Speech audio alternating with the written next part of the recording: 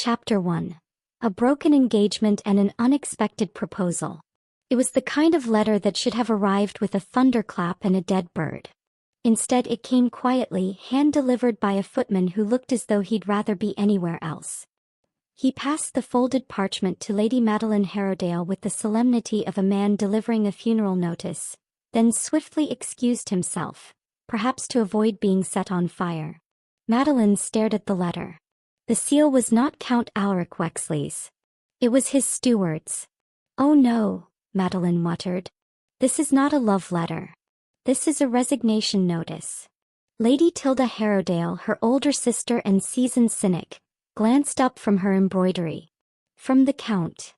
"Yes. And it's not even from him. It's from his steward. Look, dear Lady Madeline, I regret to inform you that the Count of Wexley finds it prudent to dissolve the engagement due to irreconcilable temperaments and concerns regarding," she squinted, "an insufficiently obedient disposition." Tilda snorted. "Well, he's not wrong. I hope he steps on a rake," Madeline said. Barefoot. She threw the letter onto the drawing-room floor, where it landed with a dramatic flop, though the effect was rather spoiled by the fact that the butler quietly picked it up and tucked it on a silver tray. "Miss, shall I burn it for you?" he asked politely. "Not yet. I might use it to line my slippers."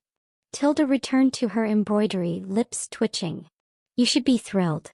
He looked like a taxidermied heron. Mother only liked him because he had cheekbones and no gambling debts. And because he's a count," Madeline muttered. "Title trumps soul." They both fell silent as footsteps approached, measured, deliberate, and unmistakably paternal. Viscount Harrowdale, dignified in his high-collared waistcoat, entered the room with the air of a man who had already made up his mind about something. That never boded well. "Daughters." "Father," they said in unison. He clasped his hands behind his back, lips pursed in a way that meant business. "I have spoken with Lord Pembroke." "That's never good," Tilda murmured. The Viscount ignored her. "Given recent developments and in light of certain advantageous opportunities, a new betrothal has been arranged." Madeline narrowed her eyes. "That was fast. I don't like to dawdle." "You are not getting any younger, Madeline." "I'm 19. "Exactly." She sat up straighter. "Who is it?" The Viscount cleared his throat. "Marquis Louis of Dunmere." Silence. You mean the fat one?" Madeline said, blinking. Tilda let out a strangled giggle. "Madeline," the Viscount said sharply. Wasn't he the one who got stuck in a garden gate at the summer revels?" Tilda added helpfully, "They had to butter the sides." "Yes, well, he is the heir to Dunmere, controls a vast borderland, commands the loyalty of 4,000 men and owns 3 silver mines. And he is interested." Madeline crossed her arms. "So is gout. Doesn't mean I want to marry it." The Viscount pinched the bridge of his nose. "He's intelligent, capable, and by all accounts, a good man. This match is final, Madeline. You leave within the week." She stood abruptly. "You're shipping me off to the edge of the kingdom to marry a man I've never met, whose most famous quality is having a personal footman just for his socks?" The Viscount raised an eyebrow. "Would you prefer to remain here and continue entertaining scandal while your jilted suitor marries a baroness within the month?" Tilda helpfully added, "She has the personality of a cabbage." "She also has a dowry of 20,000, the Viscount replied grimly. Madeline stared at the ceiling, willing herself not to scream. "Fine," she said at last. "I'll go. I'll meet this Louis of Dunmere, and if he turns out to be shaped like a pear and smells like cheese, I will personally write a second letter of rejection, signed by my steward." "Good," said the Viscount. "I knew you'd see reason." As he left, Tilda leaned over and whispered, "Maybe he's a secret genius. Or tragically misunderstood. Or cursed." Madeline collapsed into the settee with an undignified sigh. "He's probably just hungry." Chapter 2. Journey to the Border. The journey stretched over days and across wildly changing landscapes, from tame green fields to scraggly moors to vast untamed hills that seemed to crouch like slumbering beasts. The carriage rocked like a drunken cow. Lady Evelyne Harrowdale pressed her forehead to the windowpane, watching the orderly fields of the Midlands give way to rugged hills and wind-bent trees. Her lady's maid Marian snored quietly on the opposite seat, head lolling over a half-embroidered handkerchief. Madeline sighed loudly. Marian. MMH. Marian bolted upright. Are we under attack? No. But we are being sent to marry a man known mostly for taking up too much space at banquets. Oh, said Marian yawning. Still better than being married off to that Count Wexley. That one had the charm of a dead eel. Madeline sniffed. Yes, well. At least eels don't sweat when they breathe. They fell into silence as the road turned rougher. Madeline's thoughts, however, churned as wildly as the wheels below. What did she know of Marquis Lewis of Dunmere? Only whispers. Tales of his appetite, his fondness for velvets 2 sizes too small, and a duel he'd once fought over the last slice of gooseberry tart. Ridiculous. Though her father had looked oddly serious when arranging this match. And she couldn't deny the Marquis was rich, and politically significant. The Dunmere March controlled vital trade routes and its heir held real power. But was it too much to ask for a man with both power and a waist? Madeline sat beside Marian, who had long since given up trying to embroider in the bouncing carriage and had taken to reading Madeline's gossip pamphlets aloud. Lord Fenton seen canoodling with Baroness Windermere's cousin behind the conservatory. She paused, eyes wide. He's married. To 2 people probably, Madeline muttered, her eyes trained on the road ahead. Each mile closer to Dunmere brought with it a strange mix of anxiety and curiosity. The borderlands were a different world, closer to the wild edge of the kingdom, where skirmishes with raiders still occurred, and where noble blood meant responsibility, not court invitations. And yet, every village they passed through was cheerful. Peasants waved. Children chased the wheels of the carriage. Farmers bowed politely and shouted, "Safe travels, milady," as if they genuinely cared. But as they passed through the final valley, a tower appeared in the distance, solid, grey and proud, rising out of the hills like a sentinel. Dunmere Keep. Larger than she'd expected but somehow less forbidding. She could see patches of garden washing on lines, even a cow munching placidly near the drawbridge. Looks like it was built to withstand a siege, Marian said. Or a dinner party hosted by the Marquis, Madeline replied dryly. But the teasing was thinner now, tinged with nerves. The moment of meeting was close. As the carriage rolled into the stone courtyard, Madeline smoothed her gloves and tried not to fidget. A steward greeted them, short, polite and businesslike, and led them through a maze of hallways filled with surprising warmth. Candles in sconces, sunlight streaming through high windows, and tapestries of fox hunts and harvest festivals. Then the steward opened a carved wooden door. And there he was. Seated casually by a fire, book in hand, legs comfortably crossed, and wearing an expression of mild amusement. Marquis Lewis of Dunmere. He was indeed broad-shouldered and round-bellied. But not grotesque or sloppy. Just large, like a bear who had learned manners and sarcasm. His eyes, when they met hers, were quick, intelligent, surprisingly warm. And before she could filter her thoughts, she said, "You're not nearly as fat as they said." He blinked. "Thank you," he said. "I think." Chapter 3. The Agreement. The silence after Madeline's unfortunate comment stretched long enough to knit a winter scarf.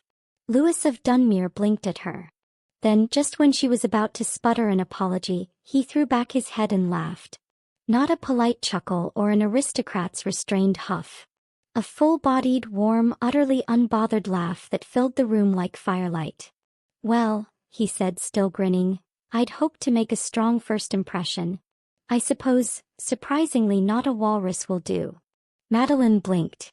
She'd come prepared for sulking or arrogance or possibly both, not self-deprecating humor and a dimple. She found herself flushing. "That was rude of me." "Yes," Lewis agreed cheerfully. "But refreshing. Most of the women I've met either lie or faint." "I could do both," Madeline offered. "Though not in that order." "Pity. I rather liked the idea of you swooning and then accusing me of stealing the cushions." She gave him a reluctant smile, then remembered herself and straightened. I should say, I didn't come here willingly. Oh, I assumed. Most brides don't arrive looking like they're heading to the gallows. Would you if you'd just been bartered off like surplus lace? Louis paused, expression sobering just a touch. No. I imagine I'd be furious. Their eyes met. The banter still crackled, but underneath it now was a thin wire of understanding. They were both here under expectations neither had written.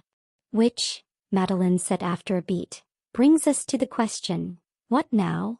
Louis leaned back in his chair. We could marry tomorrow, throw a feast and spend the rest of our lives tolerating each other in separate wings of this very large castle. She gave him a flat look. Or, he continued, we could try something radical.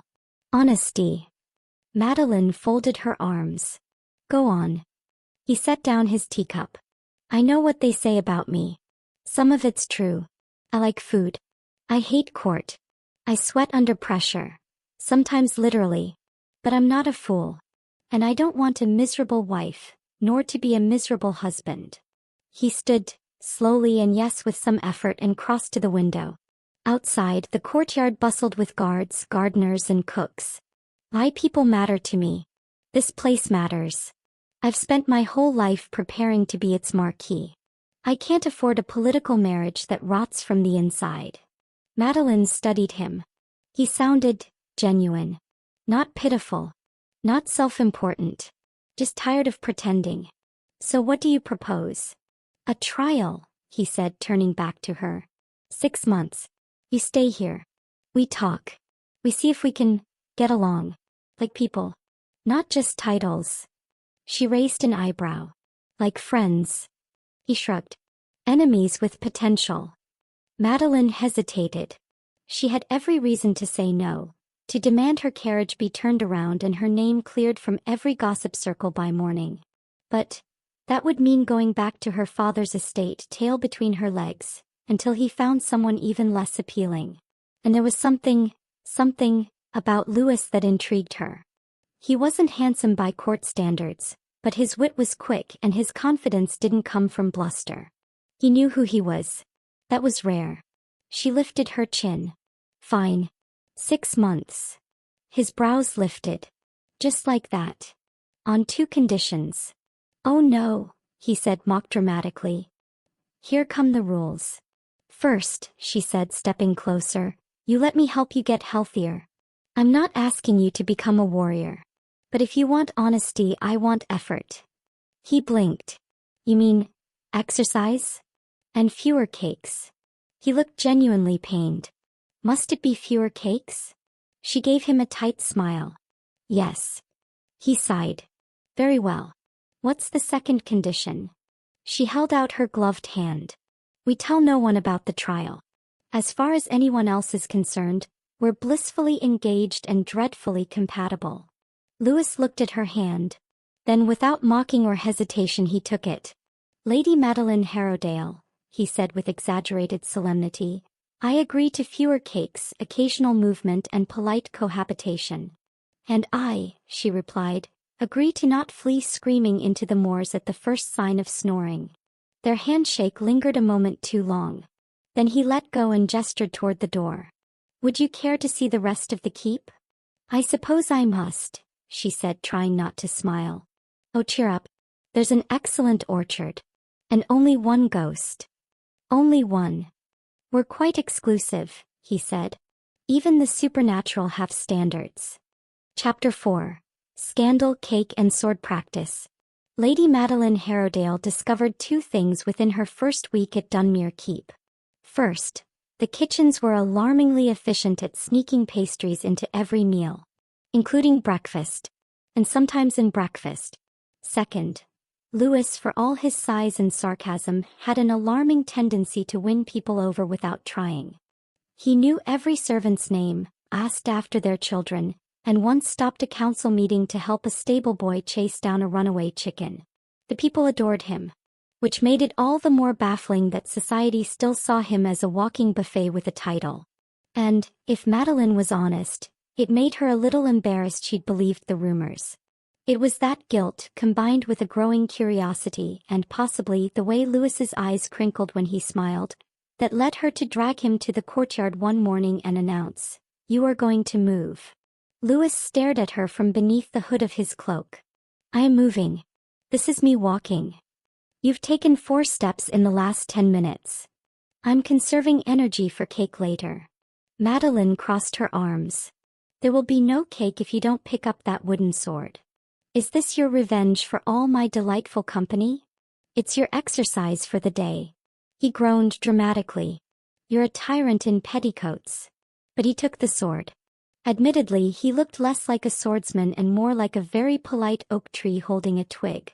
Still, he made an effort, albeit slowly and with several breaks, to contemplate the spiritual meaning of lunging.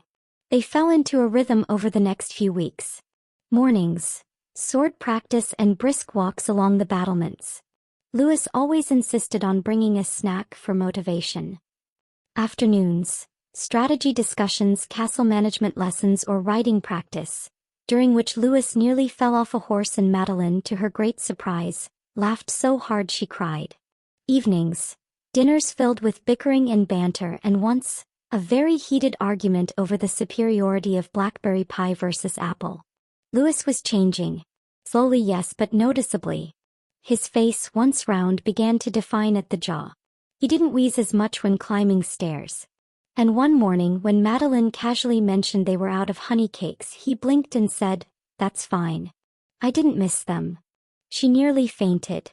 One afternoon, as they sat in the orchard drinking lemonade with only one slice of cake between them, Louis leaned back and asked, "Do you ever miss home?"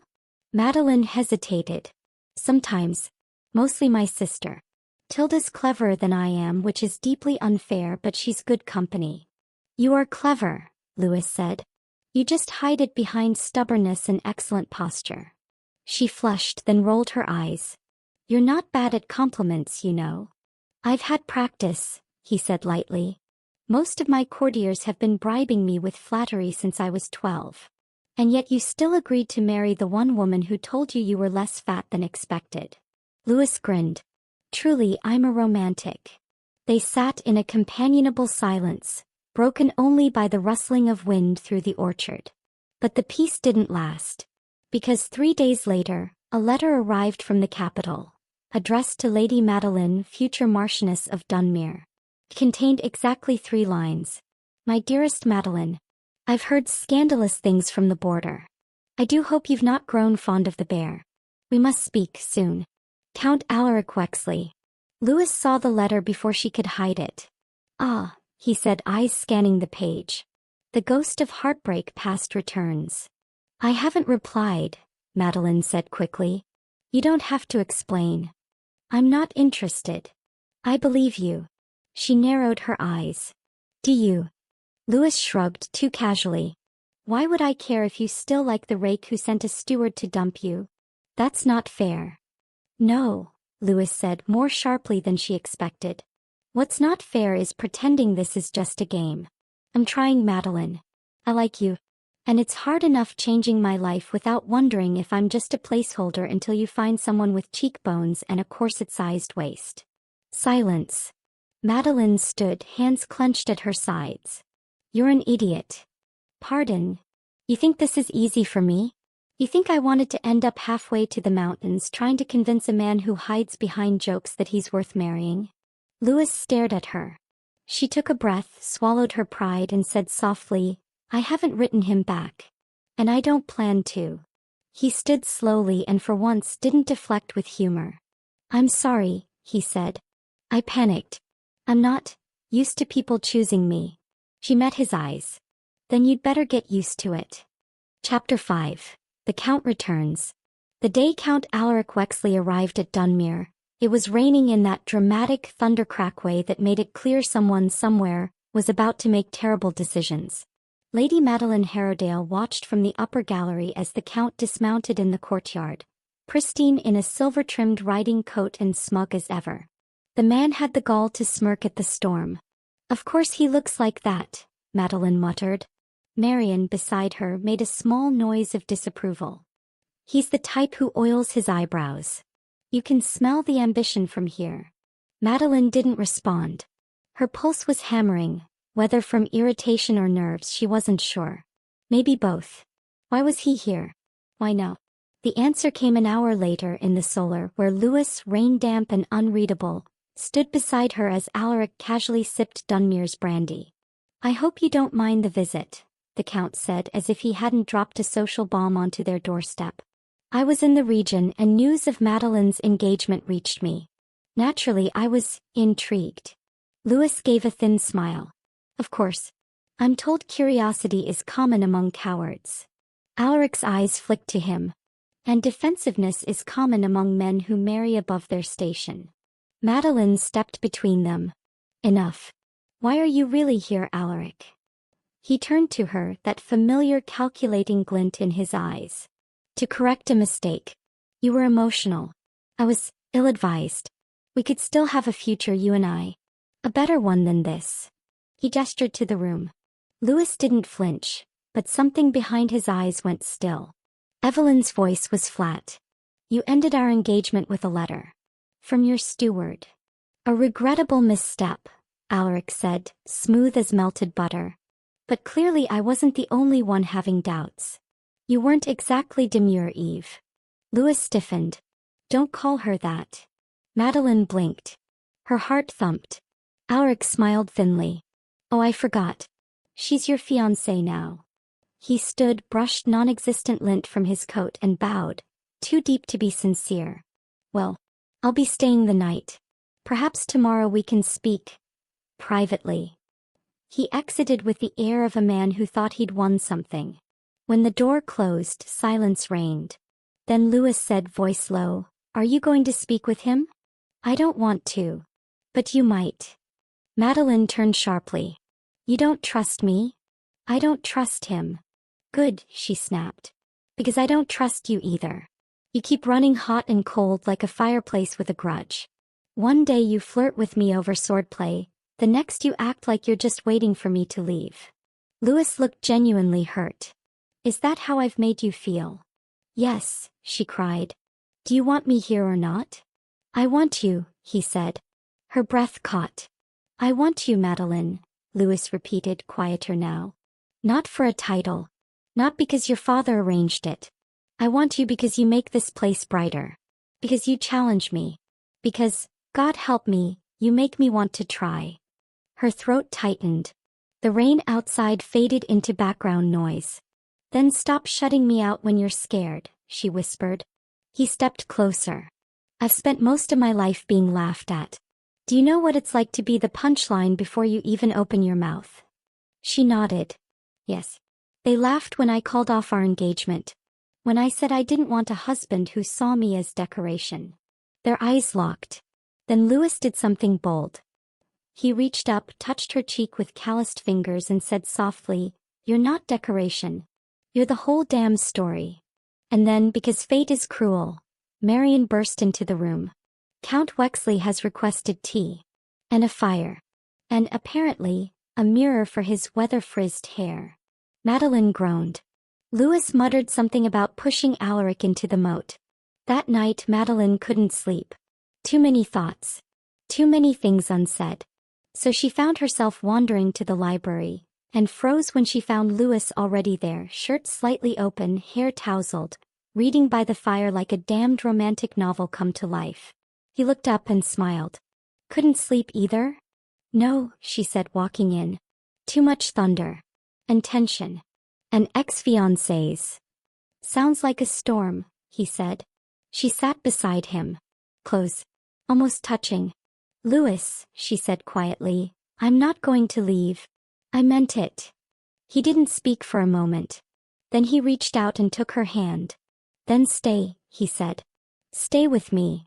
And in the flickering light of the fire she leaned in, heart thudding, and kissed him. It wasn't perfect. His nose bumped hers and her hand knocked over a book. But it was real. And warm. And absolutely everything she hadn't known she wanted. Chapter 6. Love Wins the Border.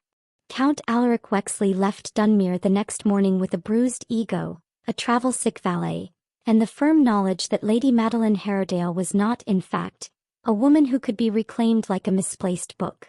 She had declined his offer in the main hall. Publicly. Loudly. With great flair. "My heart," she had said sweetly, "is not a garment I hand back like a poor-fitting cloak. Good day, Count Wexley. And do try to keep your steward from writing anything romantic on your behalf again." The staff had applauded. Someone may have thrown a muffin. Alaric fled. In the weeks that followed, Dunmere Keep came alive in a way Madeline hadn't known possible. The engagement, now official in every sense, was announced with fanfare. Villagers cheered. Nobles gossiped. Louis beamed and mumbled something about needing a smaller waistcoat. Because it was true, he had changed. He had slimmed. Yes, but more importantly, he moved differently. Stood straighter. Laughed louder. Led with confidence that came not from bravado but from partnership. Madeline had helped him reclaim himself. And if she was honest, he had helped her do the same. The morning of the wedding dawned crisp and golden, with spring mist still clinging to the hills. The castle was decorated with wild flowers, not imported orchids. The music came from fiddles, not court-approved quartets. It was a borderland wedding and it was perfect. Tilda arrived in a dramatic burgundy gown, proclaimed the groom shockingly presentable, and promptly stole a bottle of plum wine from the catering table. Marian wept at least 3 separate times. And Madeline stood at the edge of the chapel garden, bouquet in hand, wearing a gown that wasn't stitched from silk but from sturdy linen embroidered with tiny foxes and stars, designed by a local seamstress. It was exactly what she'd wanted, practical, beautiful, and undeniably hers. When the music began and she stepped into the aisle, she saw Louis waiting, a little breathless and utterly unashamed of it. "You're beautiful," he said as she reached him. "You're thinner," she whispered back. "I wore my new boots for you. I can't feel my feet. Let's get this over with before I pass out." The ceremony was brief, heartfelt, and just slightly chaotic when a goose wandered into the aisle. Louis kissed her with laughter still on his lips. The crowd roared. Tilda shouted, "About damn time." Afterward at the feast, Louis stood and raised a glass. "I was once told," he said, "that I was too soft. Too large. Too slow. Too much." He looked at Madeline. "She made me realize that I was never too anything. I just hadn't met someone who saw me as enough." Madeline reached for his hand under the table. "And I," she said standing beside him, "once thought marriage was a cage. But it turns out, when you choose someone who challenges you, supports you, and brings you the wrong tea just to see you grumble, it's not a cage. It's a home." They kissed again, of course. The crowd may have demanded it. That night, as they stood on the balcony overlooking the moonlit orchard, Louis wrapped his arms around her waist. "Still planning to run off and become a pirate queen?" "Maybe. But you can come. You'd make an excellent hostage." He laughed, kissed the top of her head and murmured, "You're stuck with me now, Madeline of Dunmere." She turned to him with a grin. "Good. I rather like the sound of that. The book." 6 months later, the court gossips still hadn't recovered. The Marquis of Dunmere had lost weight, gained political clout and, scandal of scandals, married a woman with opinions. Worse, they liked each other. There were rumors of joint border reforms, village feasts, and, most shocking, sword duels followed by shared baths. But the real scandal? They were happy. And really, what could be more outrageous than that? Bonus epilogue: The Marshmallow Incident. 3 months into their marriage, Lord Louis and Lady Madeline of Dunmere were known throughout the borderlands not just for their reforms or their charming mismatched wedding, but for the night the castle nearly burned down. Because of marshmallows. It began innocently enough. Madeline had suggested a small celebration, just family and friends, to mark the start of the harvest. Louis, ever ambitious when it came to food and fire, had declared, "Let us toast something over the flames like peasants and madmen." And so marshmallows entered their lives. No one quite knew where Marian had gotten them. She claimed a smuggler with a sweet tooth owed her a favor. Regardless, a fire pit was constructed in the courtyard, sticks were distributed, and chaos swiftly followed. "I think this one's done," Louis said, holding out a completely blackened marshmallow. Madeline arched an eyebrow. It's on fire. That's the flavor. Tilda, seated nearby with a cup of mulled wine, snorted. You're supposed to toast it, not commit arson. Marian wandered by, hands full of skewers. If anyone finds the good marshmallows, keep them away from the goats.